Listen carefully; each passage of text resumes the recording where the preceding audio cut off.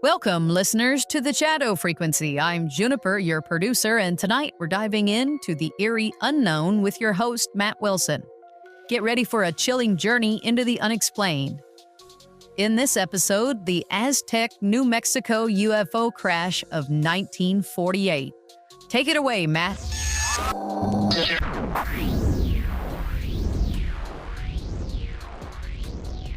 Hey there, Shadow Seekers. Matt Wilson here, and tonight we're peeling back the layers of one of the most intriguing and controversial UFO stories in American history. Forget Roswell for a moment. Yes, I said it because tonight we're heading to the dusty mesas of Aztec, New Mexico, where in March of 1948, something bizarre allegedly crash-landed from the stars. Was it a flying saucer, a government cover-up, or just a clever con? Grab your tinfoil hats, folks, because this one's a wild ride.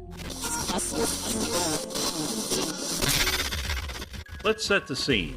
It's March 25th, 1948.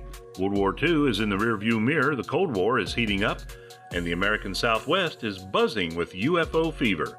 Just 8 months earlier, Roswell made headlines with its own alleged crash, but Aztec? This one's different. According to the story, a massive 100-foot wide disc, smooth metallic and unlike anything human-made, touched down in Hart Canyon about 12 miles northeast of Aztec. Not crashed, mind you. Some say it made a controlled landing. Inside, 16 humanoid bodies, small, maybe 3 feet tall, all dead. And then, poof, the military swooped in, carted it all off to Secrecy Central, Wright-Patterson Air Force Base. Now, this tale first hit the public thanks to a guy named Frank Scully, not the X-Files Scully, but a columnist for Variety magazine. In 1949, he wrote about it in his columns, and a year later, he dropped a bombshell book called Behind the Flying Saucers. Scully claimed he got the scoop from 2 men, Silas Newton and Leo Gebauer. They told him this craft was made of a metal so tough no heat or drill could scratch it, powered by magnetic principles and stocked with alien food wafers and heavy water. Oh, and every dimension of the ship divisible by 9. Weird, right? But here's where it gets messy. By the mid-1950s, this story was labeled a hoax. Newton and Gebauer? Turns out they were con men, peddling fake doodlebug devices to oil prospectors, claiming the tech came from the Aztec crash. A journalist, J.P. Kahn, busted them when he tested a metal sample that they gave him. Plain old aluminum. True Magazine ran exposés in 52 and 56, and most UFO researchers wrote it off as a scam. Case closed, right? Not so fast. Let's dig deeper. Scully's book wasn't just a flop. It sold 62,000 copies. Huge for the time. People were hooked. And then, in the 1970s, some ufologists, like Leonard Stringfield and Robert Spencer Carr, started saying, hold up, maybe there's more here. Carr even claimed those alien bodies were stashed in Hangar 18 at Wright-Patterson. The Air Force? They denied it, of course. But then in 2011, the FBI released a memo from 1950 known as the Hottel Memo, mentioning a crash near Aztec with 3-foot-tall bodies. The FBI later said it was just a rumor they never investigated, but the timing? Suspicious. So what really happened? Was it a hoax cooked up by 2 grifters? Or did the government bury the truth under a pile of lies? We're about to take a quick break, but when we get back, I'll tell you about the researchers who spent decades chasing this story, and why Aztec might just outshine Roswell as the real deal. Stay tuned, Shadow Seekers. Hey, listeners, Juniper here with a quick break from the Shadow Frequency. How wild is it, this Aztec story so far? I mean, a flying saucer, alien bodies, and a possible government cover-up?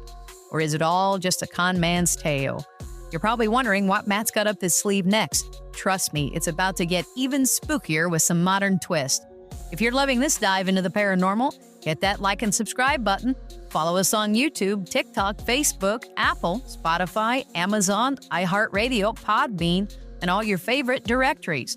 And now, let's get back to Matt. Welcome back, Shadow Seekers. Before the break, we left off the Aztec crash in a tangle of hoax claims and UFO intrigue. But here's where it gets really interesting. Enter Scott and Suzanne Ramsey, a husband and wife team who've spent over 30 years and $500,000 researching this case. Their book, The Aztec UFO Incident, argues this wasn't a hoax at all. They've tracked down witnesses, people who saw the military operation, swore to secrecy, and stuck to their stories decades later. One guy even claimed he saw the craft being hauled away on a flatbed truck, covered in tarps. The Ramseys say the craft landed intact, except for a small hole in a porthole. Maybe a bullet, maybe lightning.